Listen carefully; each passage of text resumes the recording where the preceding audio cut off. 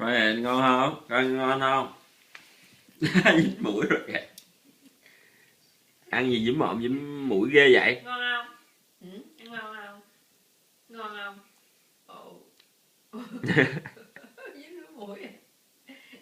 Dính lỗ mũi à.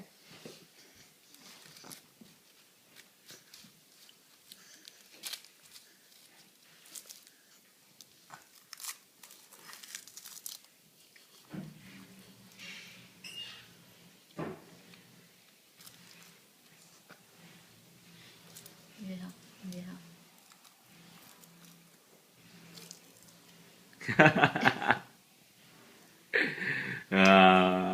Dắt kia quá con ơi. Ghê quá. Ăn gì mà ghê quá vậy? Em ăn quá vậy? Ngon không?